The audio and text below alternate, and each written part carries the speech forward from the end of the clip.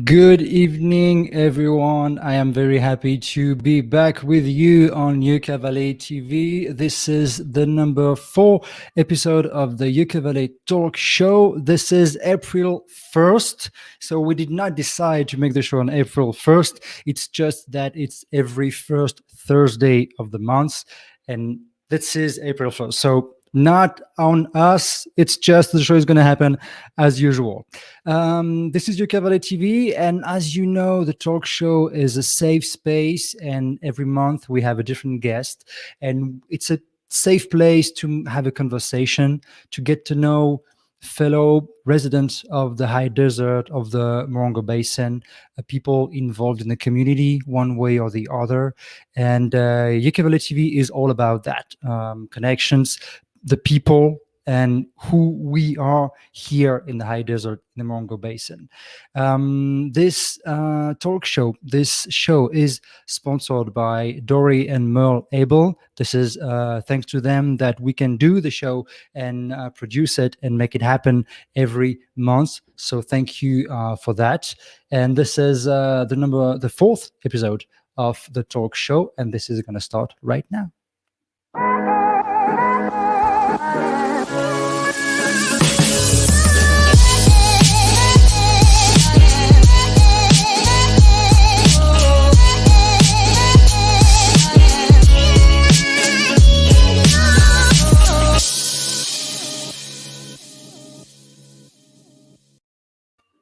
And I gotta say, something was feeling different this time, and I just put my finger onto it. This is the first time we make the show, and it's daylight outside. Usually, when we do the talk show, it's nighttime already. It's cozy. We have the lights everywhere around, and I was feeling something different right now. It's because the sun has not gone to sleep right now. So this is hopefully going to be the first show with a maybe slightly different atmosphere. I don't know. If you want guys to participate in the show, you can leave a comment on Facebook, YouTube, any platform you watch it. And I engage you to use the hashtag YVTV, because tonight, where are they? Once again, we have DVDs to give away. We have a ton of them, award-winning movies and documentaries. You may know this one. They've been talking about this one a lot, Mary. This is an Amazon documentary of this. And we have, for example, this one, the last Tom Hanks movie. So we have a whole batch of DVDs. And if you use the hashtag YVTV, at the end of the show, we're going to draw one name from all the comments we're going to have. And you're going to choose which one you want from this selection of about a dozen DVDs. So use the comments. And you can also use the comments if you want to ask a question to Robin, because tonight our guest is Robin Schlosser. And without further ado, we're going to have her with us. Robin, how are you doing? I'm doing well. How are you, Matt? I'm doing very, very good. So you are outside because you just told me that you've had a long day of work. I am. And you wanted to feel the air. That's it? Oh, yes, I did. Busy day at work. And like many desert people, I love cloudy days in the desert. It's just so nice. And I thought, I'm going to sit outside for this and enjoy the ambiance before it gets hot in the summertime. Totally agree with you. So Robin, I'm very happy to get to talk to you tonight. Every guest we try to have has a different story to tell, a different life they had, and we are here to talk about that and get to know you a little bit better. Anything you want to say, feel free to say it. Okay. Anything you don't want to share, you keep it for you. Okay. It's your show, so this is about you. You were born in Texas, you told me, and you moved in the high desert in 1994. I moved, to Twentynine Palms in 1994. Yes.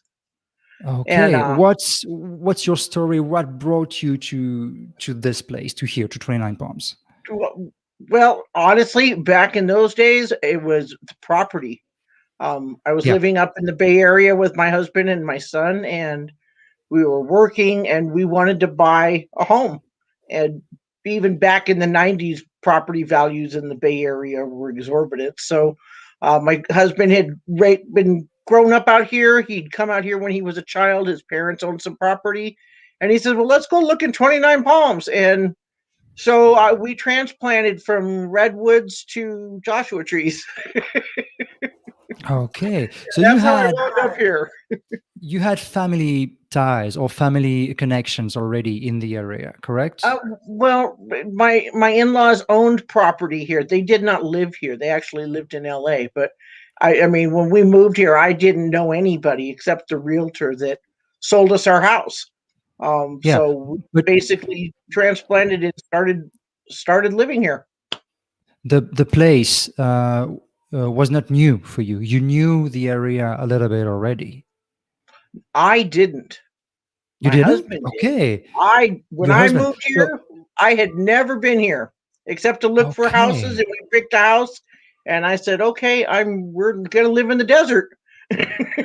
So what did you expect in a way, or what did you not expect? Well, the desert was kind of familiar to me because I mean I grew up in Southwest Texas, which is desert, and my family owns property in the Rio Grande Valley down there, which is Yeah. also desert. It's a little different than this, but I mean, so I understood what it was going to be like. Um, I didn't expect the heat as much as we got that first summer. I think the first summer I was here, we really broke records here, and I had never been anywhere where it was 120 plus degrees. So Yeah. it was an interesting adventure. First time is always a charm. For this, you Yes, have to go through yes, that. it was.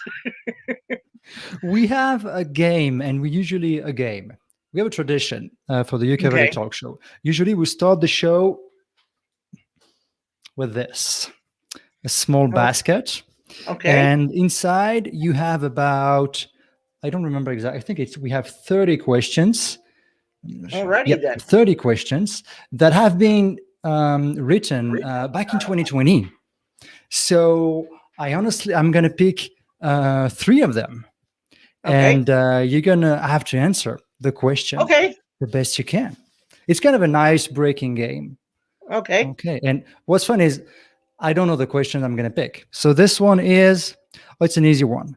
Are you more Beatles or Rolling Stones? More Rolling Stones, definitely. Okay. Yeah, I'm more of a heavy metal, hard rock kind of girl. But Interesting. my musical tastes, I like to say, range from Bach to Tupac because I love classical music Ooh. and I will listen to gangster rap with the best of them and sing along. So From Bach to Tupac, and that rhymes. That's a very good start. Okay. What would be, if you had to pick one song from the Rolling Stones, one that's playing, that you play all the time, on one of your favorite? What would it be? I would have to say Wild Horses. I just love that song. Okay. I have no objection. Second question is gonna be, we never had this one. Do you have a personalized license plate on your car? And if Oh so, no. what does it read? You don't? No. Mm-mm. I Okay. don't have a That was, personalized plate. I don't either. Okay. Next one. You can even ask It's a, another one if you want, because that one was a dud. okay. That one was a dead. So it's another music question. What song do you like as a guilty pleasure, but you're kind of ashamed of it? Ooh, The kind of anything song by you Nickel? listen Yeah, to? I don't know for sure, but I'm going to say anything by Nickelback because Nickelback has Yeah. really slammed in the last few years, and I really like some of their songs. But I couldn't tell you Yeah. one off the top of my head. Okay. I've seen, I couldn't either, but I've seen I think it was an interview lately. I don't remember where, and they said that Nickelback has a, right now they have a very bad reputation. But if you They listen do, back but to I the like song, some of their it's not music. as bad. yeah, it's not as bad as people say. So So yeah, okay, and it's still, you said from back to Tupac, and in the middle we have Nickelback, and that still rhymes. I like it. Okay, third one. I think we had this one. I don't remember who was the guest. You are invited to a distant friend's wedding, but you don't want to go. Okay, what's Mhm. your excuse so you don't have to go? Ooh, work. That's an easy one because I'm working all the time. So I don't think I could probably find something that I'd have to do for work. Yeah. Okay. Good. Good. So far, so good. We have music. We have a little bit of private things. I like it. I like it. Okay. Before moving here in 29 Palms, you were in Santa Cruz, and you told Yes. me that at the time Santa Cruz was a smaller town than 29 Palms. Well, no, actually, where I lived in the Santa Cruz Mountains in a community called Lompico, which Mhm. is about it's up in the Santa Cruz Mountains, and it's probably I don't know 30 miles outside of Santa Cruz itself, going up through the canyons. The community that I lived in was a box canyon. I mean, there was one road that went in, and there were 800 people that lived in Lompico. And the Okay. closest Very, very town to small. us, huh? Very, very small. Very small. The closest town to us was Felton, which had 5,000 people. And then you Okay. went down to Santa Cruz outside of Felton. So yeah, it was smaller than 29 Palms when I moved here. And And since you 29 moved Palms here, wasn't very big then either. yeah, it everything, and that was my next question. So you arrived mid '90s, so you've seen a lot of changes going on Mhm. in the area, good, bad, and everybody has his own opinion. And I would like to ask yours because in the last 5 years, we've seen big changes in the area. Mhm. So, Yeah. what about if we extend the period and look back to the past, I don't know, 30 years? How did you feel the changes moving, coming to the place here? Well, I mean, it comes from a couple of different perspectives. Um, I like to see that we have more resources here in the community, that Hmm. there's more options for people. As far as assistance programs, and Yeah. the hospital is better. We They're starting to become homeless services and things like that because none of this was available then. Um, and when I first moved here, there really wasn't anything. I think we had the little Oasis Church and maybe the 29 Palms Food Pantry. If people needed food, I think you could get food at the Oasis Church once a month or once every 6 months. It was a really big period. Um, and there were a lot of people that were still very poor then. I mean, I was fortunate enough that we bought the house, we owned the house. Um, but through my own life choices, I put myself in a position where a lot of those options were needed by me at some point or another. Yeah. Because I spent a time period here in the basin where I was homeless. So being able to see that we have these things available now is important. On the reverse side, we have a lot of people coming in and buying houses now, a lot of Airbnbs. I mean, the house that I live in or that my son has in town here in 29, right now, I think three of the houses on the block are all going to be turned into Airbnbs. So Yeah. it's like So that's the other side of it, which I'm not too sure is a good thing. what's It's interesting in becoming what you very say commercialized. is you balance your point of view. Mhm. Say you see the good things and you also Yeah, see the bad things. What could be bad in some ways. So it right. sounds to me that you are trying to see the good in everything all the time. Am I correct when I say that? I try to be positive in in my outlook. my life hasn't always been positive, and it's gone down some very dark paths. So, did I've come out on the other side of all of that? I'm really grateful to be here. So, like I said, yeah, I do try to look at the good in things. Um, so When you say that you've made some choices and that life was hard and dark at some points, what are you referring to? well, I am a recovering addict. Um, I struggled with addiction off and on for years. I mean, I was a child of this yeah, a child of the 60s and 70s, and started dabbling with drugs at a very, very young age. And though I went many years where they didn't really take hold, I mean, I was a functioning addict.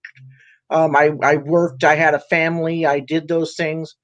Um, when I moved here to 29 Palms, I unfortunately, my husband and I wound up getting divorced, and I went off the deep end, literally, and wound up using drugs and drinking heavily and getting into trouble with the law. And I wound up going to prison and spent 10 years going in and out of jails and homeless on the streets and gave up everything.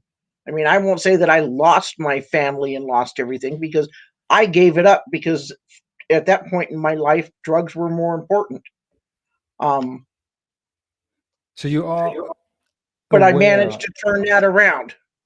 I you're all managed to aware turn that that around. the choices you made at some point uh, had consequences, and you lived through the consequences, and I all did. this you lived through that. So that's interesting to get back to the to what you said just before, that at the in the past, in recent years, there was not so many options available Mhm. for people in need in the Right. community, and now we have more options in Hmm. 29, in Yucca Valley, in Morongo. We do. um, so when you say that, it's not just, oh, this is a great community, because you've been on the other Yeah. side. So you know, Yeah. Hmm. so you Exactly. know how important it is, and how um, challenging it can be, and what solutions these people need. Hmm. So this is why you're working at Reach Out right now, and this is Yes. why you are so much involved in this. Yeah. For me, being of service to the community, being helpful to other people, it's life saving for me. Um, it helps me in a couple of ways. One, it keeps me out of my head. It helps me to atone in my own heart for wrongs that I have done in my past. And I hope to be an example to people that are struggling like I was, that could be out there in their addiction, or are just starting their journey in recovery, that they can look and say, if she could do it, so can I. And Yeah. that we get more productive people, and more people that are willing to give of themselves and of their hearts to the community. The Morongo Basin is a beautiful place. And with lots of people like that, we could be fabulous. Yeah, it could be, and we have to keep that spirit going. And Exactly. we have a comment. Hi, Matt and Robin. My first time watching this channel. Welcome. Nice to have you here. Have you noticed an increase in homelessness in the Morongo Basin since COVID? Actually, Anne, I'm going to say that I have not really seen an increase in the homelessness at this point. Um, because when COVID hit, the state and the county really seemed to start working together to try to house the homeless, to get them off the streets, because they were so vulnerable on the streets. I know that they were putting them in hotels. They were trying to find housing. I mean, I know where we used to be at the senior centers, we used to see a lot of homeless every day. They'd be out there, they'd be sleeping around. And we really haven't seen nearly the numbers that we did before. Now, it's not to say that they're not homeless out there, Yeah, because there are, but but we're just not let's not seeing. I'm forget not really where seeing an we increase in it. let's not forget where we come from. So Right. there are less now, and you didn't see a COVID consequences in terms of homelessness, Yeah, I'm not seeing the numbers which is good. on the streets themselves because they're probably. I mean, I don't know if they've moved or Yeah. what's. But I'm not seeing them There are personally. the homeless people, as we can see on the streets, and there is also homelessness, people losing their homes for different kind of reasons. Hmm. Anne, thank you for your comment. You should drop hashtag YVTV if you wanna if you want us to send you one of these DVDs giveaway. We have a dozen of DVDs tonight, winning documentaries, feature films. We have this one, okay, from Universal. You can get this one if you want. We were talking music in the beginning of the interview. We have this documentary of about Django, legendary musician. So just leave a hashtag YVTV in the comments, and at the end of the show, we're gonna draw a name, and that person is gonna decide and pick the one DVD they want. We're gonna have a quick break, and we're gonna come back right away once I find the right click.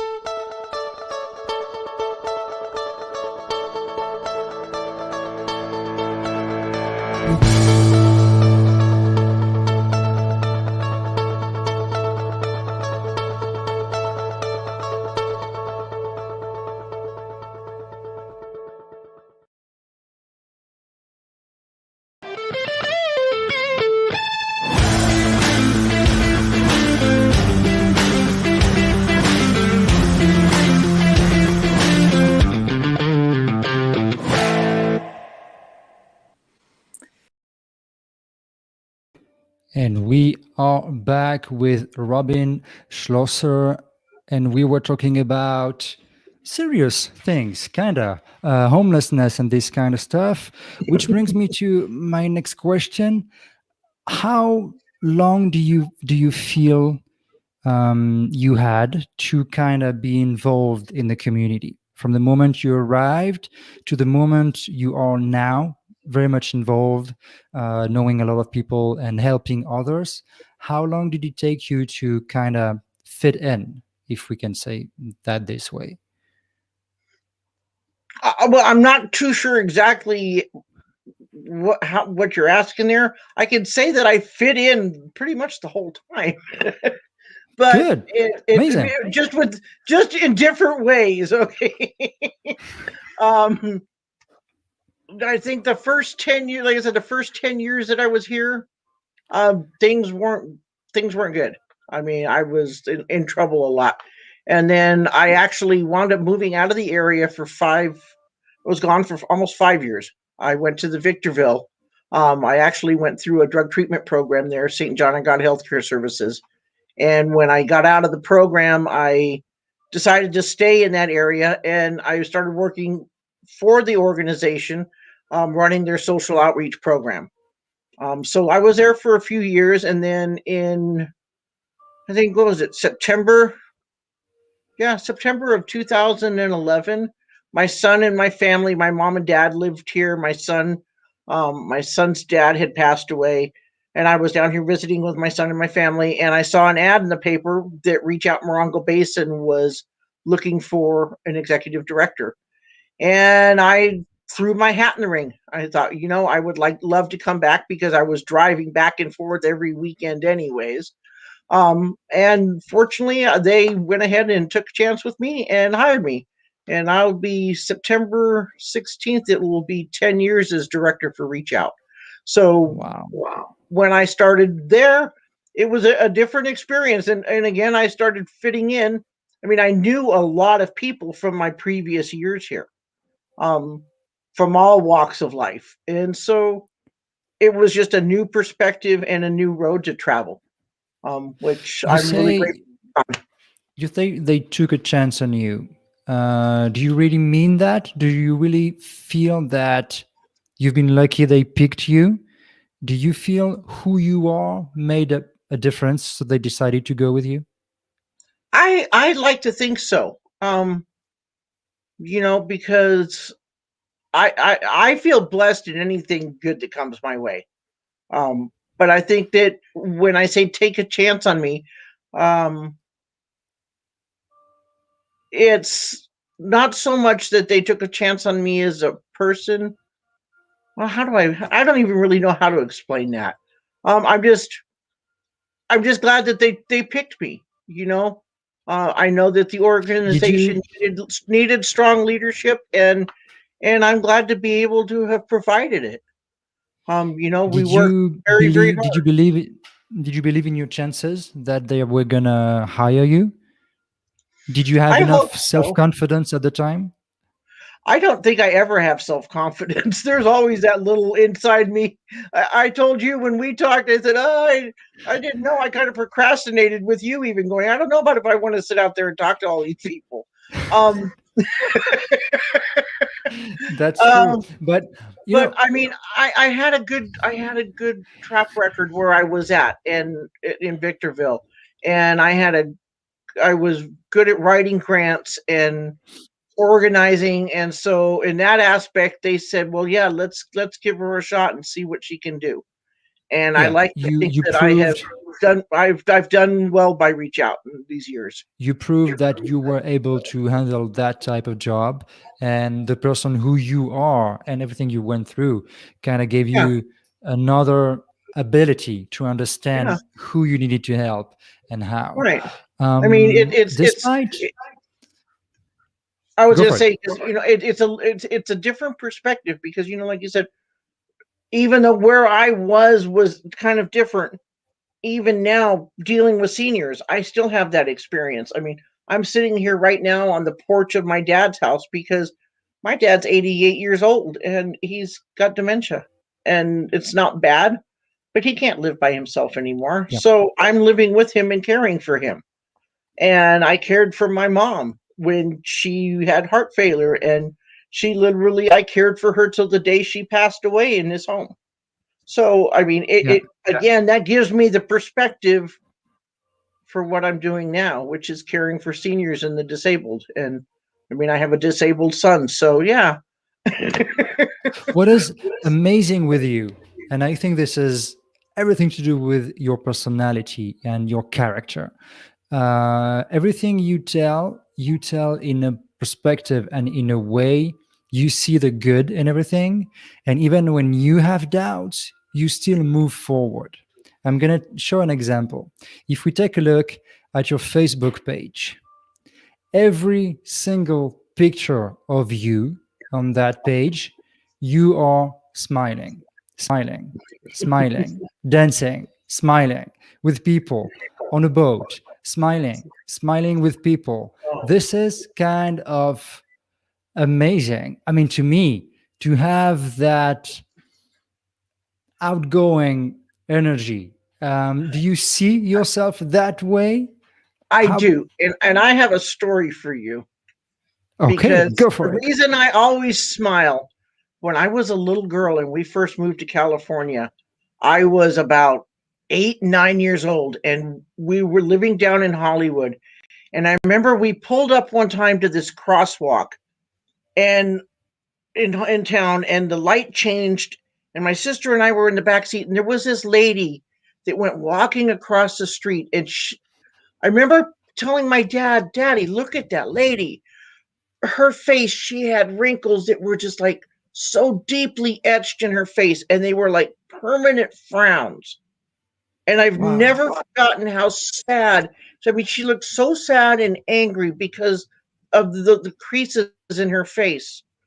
And my dad said, yeah, he says, she must have had a really hard life, to have all those wrinkles etched that way. And I remember even at that age thinking to myself, when I get old, all my wrinkles are going to be laugh wrinkles. And I, This is a and I have beautiful thing never, to I say. mean, this is a true story. And like I said, this happened when I was about 8 years old, 9 years old. And I always said, no matter how much life gets me down, I'm going to smile and try to walk through it because yeah.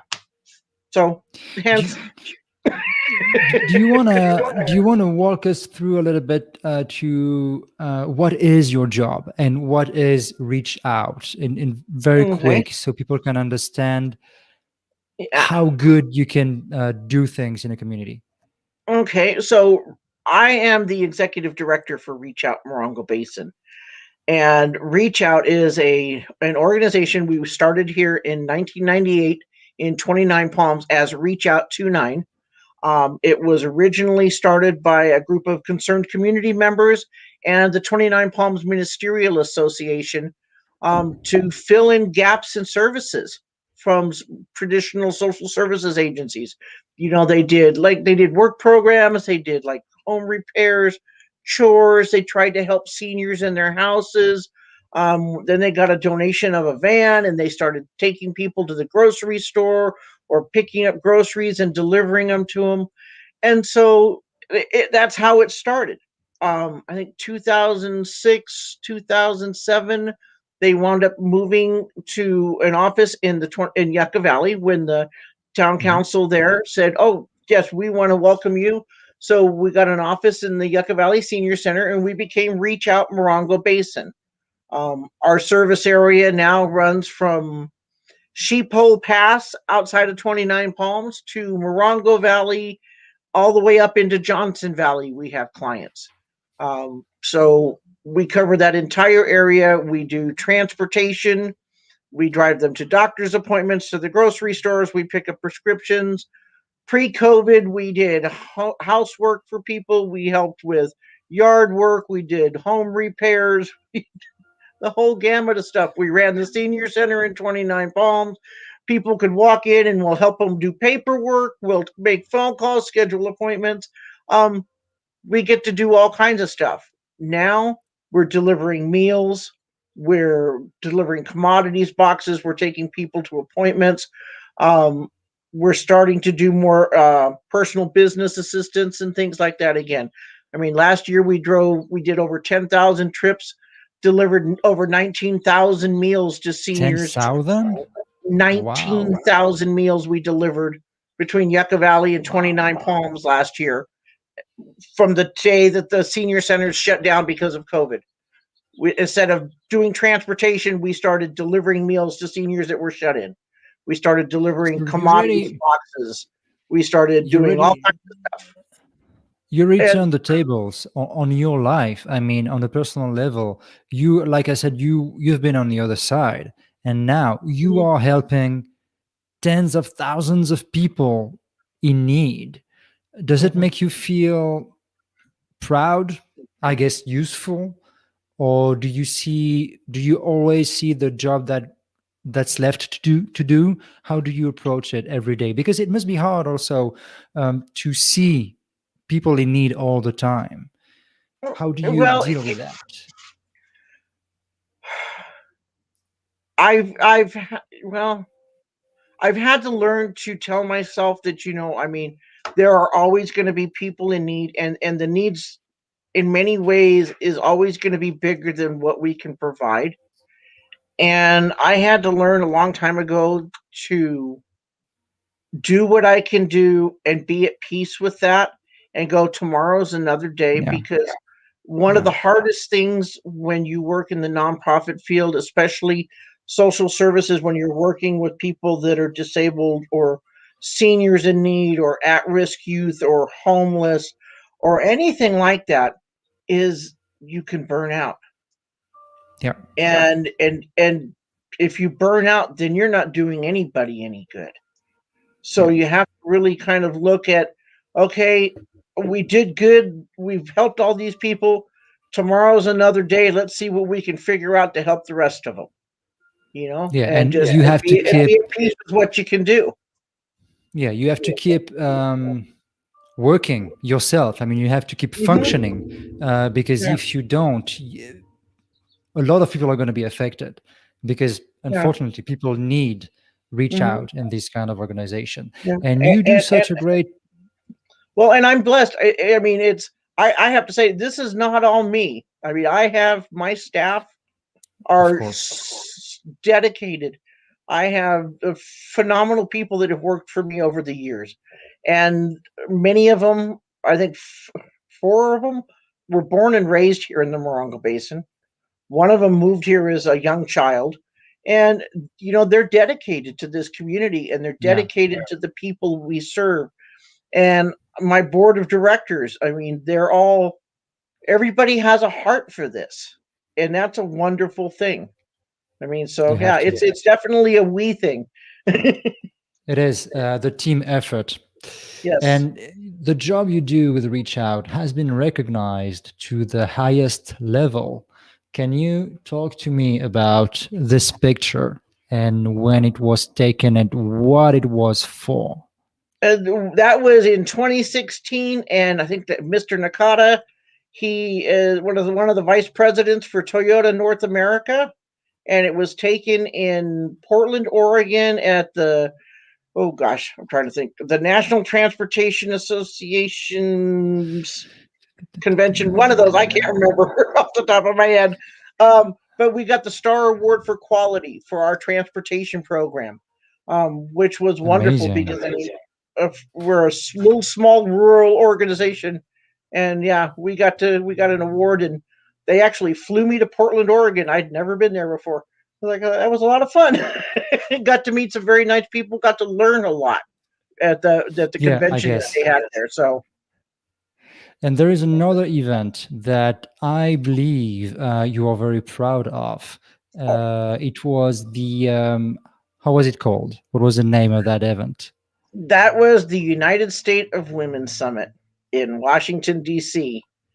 And I was nominated by Steve Brown to go to for this award and or for this convention in here and the summit.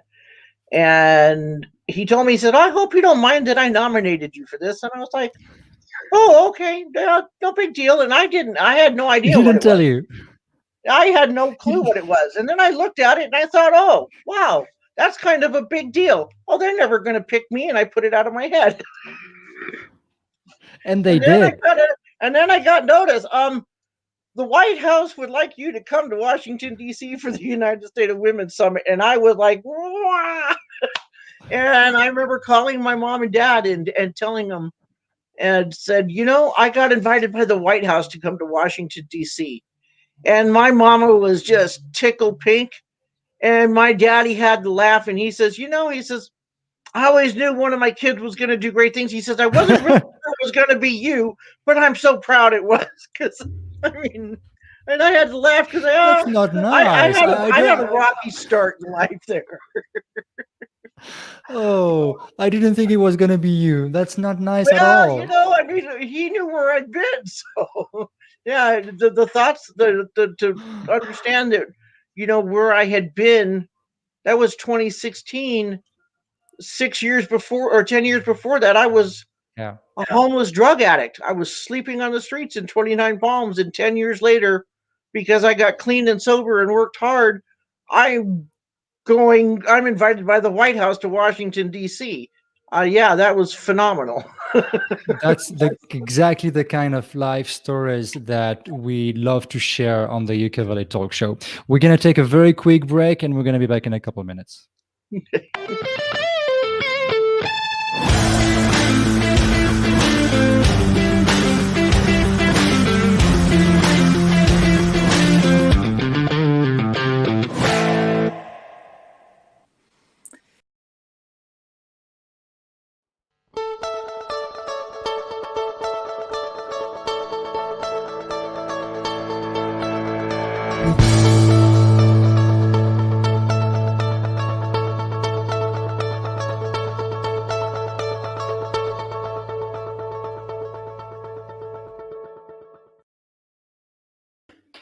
If you want guys to be part of the show, you just have to use the hashtag YVTV. And if you get picked up at the end of the show, you're going to be able to pick one of these DVDs, and we're going to send it to you. If you pick them and if you leave the hashtag, we're going to right here. We're going to send them to you for free. You have documentaries, you have award winning movies, we have brand new movies. You've seen the one with Tom Hanks. So just use the hashtag YVTV. And at the end of the show, we're going to draw one name and we'll see who's been winning. Robin, are you here? Yes, I you am. are. So, amazing life adventures, a life you turned around. And that brings us to that part of the show where we ask every guest we have to send us a couple pictures. Okay. And you did so. You sent us more than a couple, actually. I couldn't pick And we one or and two. we picked one. Okay, So good. I'm gonna show the picture, and you're gonna tell us what's the story Oh, behind that photograph. that photograph is my great grandfather. His name is, we called him my Papa Chuchi. It's Jesus Gallindo Sosa. And the picture was taken in the Ciudad Ojinaga, which is in Mexico, right across the border from a town called Presidio in southwest Texas. Um, he was probably about 20 years old in that picture. So that was probably about 1900 because he was born in 1880. Wow. Um, now, he was a rancher there. Our family has a ranch there in the town of Presidio called La Haciendita. And La Haciendita has been in our family for over 350 years. It was a land grant from the King of Spain. It has been passed down through the Baezas into the Sosas, and the Sosa family still has it now. And though my mother was a Carrasco, her mother was a Sosa. So yeah, it's all that big Mexican family commingling thing here. So Why did you choose to pick that picture out of the 5 6 you picked for this show? Why I is sent that one because I loved my Papa Chuchi. He was alive when I was a little girl. He passed away when I was 6 or 7 years old. And when I was young, we lived in Texas, and we always went down to La Haciendita. We always rented the ranch in the summertime. Um, you know, I'm the I'm one of 56, no, 58 in my generation. And at any given time, there was always a dozen of us on the ranch staying with either my great grandparents, my Papa Chuchi and my Mama Nana, or my grandparents that lived on the ranch, or my great aunt and uncle that lived there. I mean, they had three houses right in a row. So, I mean, and I remember my Papa Chuchi taking us out and riding horses and talking about fighting Apache because they were raiding the ranch for cattle. And I mean, he was just just a cavalier gentleman. And even in his 80s, I mean, he had the ramrod posture and the long mustache, and he still wore his cowboy hat. And he was, yeah. And my dad told me that he always cracked up. He says, because Papa Chuchi was the only man he ever knew. He said he could ride a horse and roll a cigarette with one hand and keep one hand on the reins and roll a cigarette with the other while he was riding. And it was like, wow, multitasking? Multitasking all multitasking. the time. Yes. Yeah. So, and he passed away When in 1960, I think 1969, 68 or 69. Yeah. Yeah, So he lived a long, long life. I like it. I like how Yeah. you keep in touch with your roots and your family tree. It sounds very good because it sounds like there's a lot of affection and a lot of good memories into it. Mhm. There is. Now, I mean, I have my extended families, my nieces and nephews are, yeah, my nieces and my nephews. I have my son and my grandson. I was one of four children. My mom and dad had my sister and my younger sister and myself, and then I also had an older brother and an older sister that were my mom's. And sadly, I'm the only one left now. My older Okay. sister Priscilla passed away 13 years ago from cancer. I lost my little sister Rhonda, she was my best friend. I mean, we were literally like twins. We looked so much like people thought we were twins. She passed away in 2019. Yeah, it'll be almost 2 years. And then in February of this year, I lost my half brother Philip. And that for me was probably one of the saddest losses because it wasn't until the year before my sister Rhonda died that I even knew I had a brother. I we Okay. we didn't know about him, and through doing those ancestry.com the DNA tests, he found us through my cousin Larry. And my mom had already passed away by that point, but I went ahead and did the DNA test and was like, well, yeah, you're my brother. There's no doubt about Just that. So, just and like I in the got movies when they do the it is. test and they discover they have family they didn't know It about. is.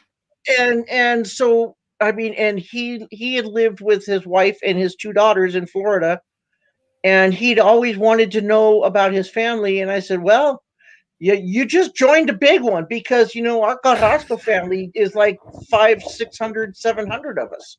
We're huge. Like I said, there was 58 in my Love it. generation. And so I I said, love it. you're here.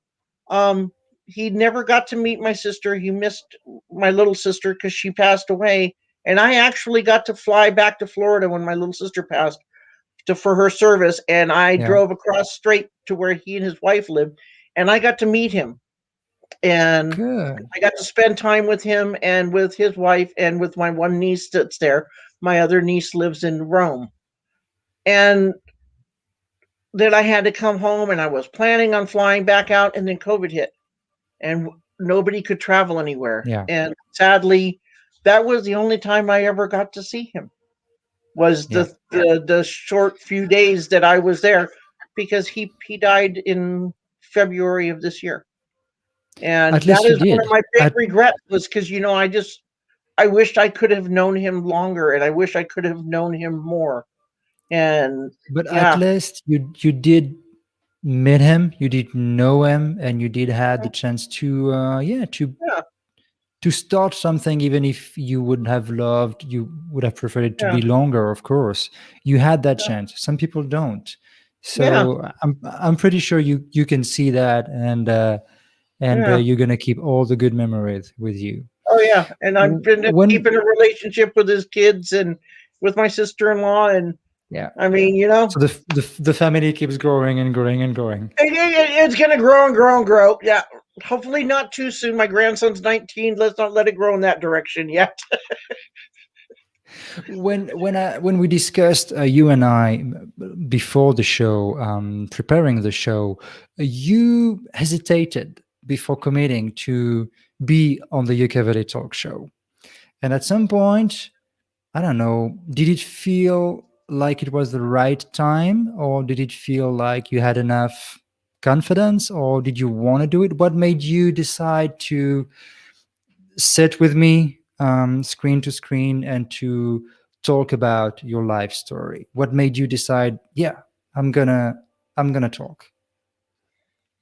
Honestly, it was the fact that I was so nervous about it and kind of scared about the whole situation. And when I have things Hmm, that I'm afraid of, I make myself walk through them. interesting. That's what I Okay. mean. That's why when you were contacting me, I was like, oh, I don't know about this. This has come up. This is. I was like, I was really scared. I was really nervous about it. I don't, I'm in many ways very self conscious still. I mean, though I may portray Yes. myself as being confident, there's always that part of me inside that I have to battle, that feel I don't feel worthy sometimes, I guess you could say. Or maybe it's not maybe I feeling understand worthy, that. but yeah, it's that lack of confidence, that lack of self, that I'm like, okay, no, pull yourself up and walk through this. So that's why I said, And okay, do this. that's interesting. That's interesting because they say, I mean, the psychologist and everything, they say when you have something that bother you and that stays in your mind and runs in circle, you should do it. because that's the best way to own it and then to get rid of it in a way. Well, and the other I thing too hope. is they, they laugh and they say, "Well, I'm getting to that point where I'm too old to run anymore." And thanks to COVID, I'm a little too chunky to run too. So at this point, I'm going to have to stand my ground and face my fears. So I like it. I like the whole spirit of it, and I hope you enjoyed it because I it did. was very interesting. Very, I don't know. It's. I think you embody what kind of what some of the show we want it to be about. Somebody positive, funny, who wants to move forward in life and just share pieces of your story. So maybe some people are going to be inspired, or I I don't know, hope so. see. You talked about it, a kind of. I'm not saying you want to lead by example, but if some people want to see in you an example of somebody who literally survived and survived through many bad things, they can. And I like the message of it. Even if you don't want the message to be, I think you bring it a little bit I to the hope so. screen tonight. Well, thank you. Maybe Like I said, if it can inspire anybody who's struggling to face their fears and walk through it and help do better with life, then amen for that. I totally agree. Thank you so much for taking the time for being with us on the UK Valley Talk Show. I really loved Peace, discussing with love, and you. happiness. And guys, if you want to come back on Yucca Valley TV, the interview of the week is going to be Monday at 11 a.m. We are April 1st, like you know. And next Monday, April 5, the interview of the week is going to be with Son of the Velvet Rat, the music band, the Jacob and George. They have a new album coming out. We made a beautiful interview with them, and the interview is already on Zerb, the platform. If you want to subscribe to UK Valley TV and support UK Valley TV this way, please do. This interview is already available, uncut, in full on Zerb.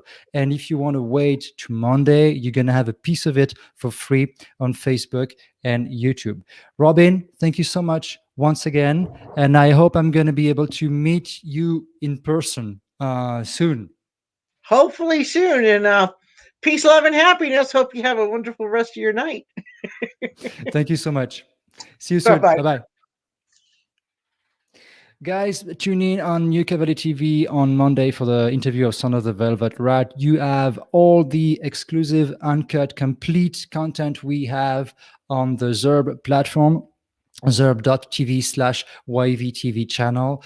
Every Monday, 11 a.m., you have the interview of the week on Facebook and YouTube. And if you go on Facebook and YouTube, you also have everything we produced in the past 4 or 5 months. Thank you so much to everybody supporting the show and supporting UK Valley TV.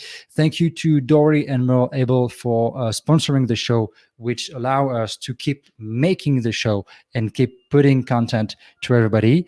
And I'm going to say to you, have a very good night. It's not night still. Thank you for tuning in with us. And we are going to have a drawing right after the show. We're going to check the comments and we're going to respond to you on the comments on Facebook and YouTube. And we're going to get in touch so you can pick the DVD you want.